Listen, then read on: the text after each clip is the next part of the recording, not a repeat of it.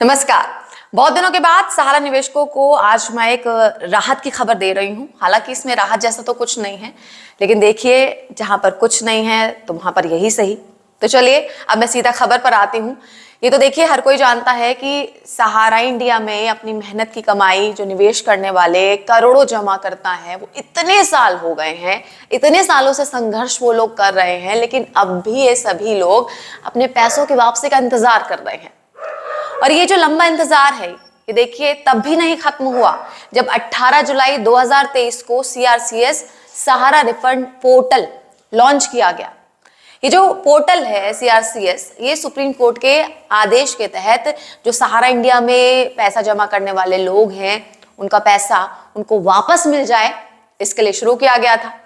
अब देखिए खबर ये है कि संसद में सरकार की ओर से ये कहा गया है कि अभी तक सिर्फ 2025 करोड़ की राशि 11,61,077 निवेशकों को दी गई है, जबकि करोड़ों निवेशक अभी भी अपनी जो धनराशि है उसको वापस पाने के लिए संघर्ष कर रहे हैं। 18 जुलाई 2023 को मंत्रालय ने एक ऑनलाइन पोर्टल लॉन्च किया था, जिससे निवेशक अपना जो दावा है वो अपने पैसों के लिए प्रस्तुत कर सकते थे। हर एक निवेशक को पहले तो ये कहा गया था कि 10,000 रुपए मिलेंगे, और अब स्थिति यह है कि अधिकतम सिर्फ 50,000 रुपए की जो धनराशि है वो ही उन्हें दी जा रही है। अब कई ऐसे निवेशक हैं जो कि अपना लाखों रुपए उसमें फंसा चुके हैं, वो असमंजस में है। लेकिन देखिए सवाल यहाँ पर ये नहीं है कि सरकार पैसा लौटा रही है या नहीं, लेकिन स्थिति देखिए यहाँ पर ये है, सवाल ये है कि जिस तेजी से वो लौटा रही है, उस तरह की स्थिति पे तो ये लगता है कि शायद अगले 5 सालों में ये जो प्रक्रिया है ये पूरी होने वाली नहीं है। कई लोगों के सामने बहुत सारी दिक्कतें हैं। देखिए सबसे पहले तो ये है कि निवेशकों को अपनी जो धनराशि है उसे वापस पाने की जो प्रक्रिया है वो काफी ज्यादा जटिल है। उन्हें देखिए पोर्टल पर आवेदन करने, सही दस्तावेज जमा करने और जो सत्यापन है उसकी प्रक्रिया से गुजरना पड़ता है। हजारों ऐसे मामले हैं, यहाँ पर ये देखा गया कि अपील खारिज कर दी गई और उन्हें ये बताया भी नहीं जाता कि भैया ऐसा आखिर किया क्यों गया। लाखों लोग तो सहारा इंडिया में पैसा जमा करने वाले लोग ऐसे हैं जो कि आज भी एंड्रॉयड फोन इस्तेमाल करना नहीं जानते। उनके साथ क्या हो रहा है, वो फॉर्म जमा करने के लिए यहां से वहां और वहां से यहां दौड़ रहे हैं, वो पैसे भी खर्च कर रहे हैं, और आखिर में क्या होता है, उन्हें पता चलता है कि उनका जो फॉर्म है उसको खारिज कर दिया गया है।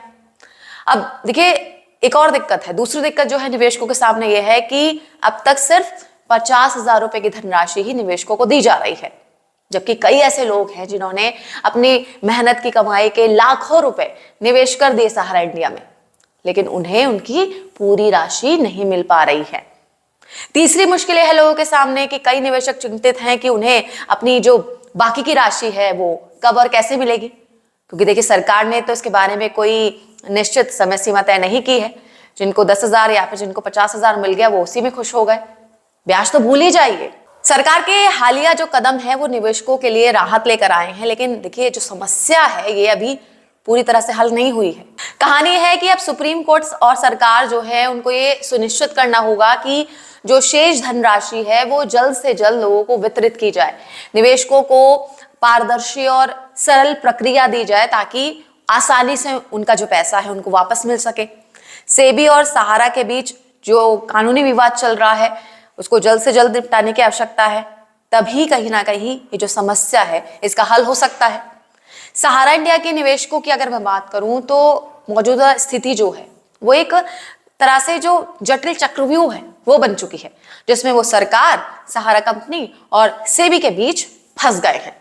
हालांकि फिलहाल जो सरकार और सुप्रीम कोर्ट के हालिया फैसले हैं उनसे उन्हें कुछ राहत मिली है, लेकिन अभी भी जो लाखों निवेशक हैं वो अपनी पूरी की पूरी जो धनराशि है उसको वापस मिलने का इंतजार कर रहे हैं।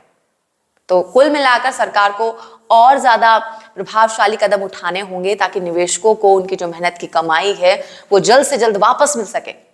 भारत में देखिए अगर मैं बात करूं सहारा इंडिया की, तो कभी स्थिति ऐसी थी कि सहारा इंडिया का एक बड़ा नाम था, उसने दशकों तक लाखों लोगों का विश्वास जीता और उनके निवेश को सुरक्षित और लाभदायक बनाने का वादा किया। लेकिन पिछले कुछ वर्षों में सहारा इंडिया की हेराफेरी, सरकार की सख्ती और भारतीय प्रतिभूति एवं विनिमय बोर्ड के नियामक हस्तक्षेप के कारण इस कंपनी के निवेशकों को भारी मुश्किलों का सामना करना पड़ा है।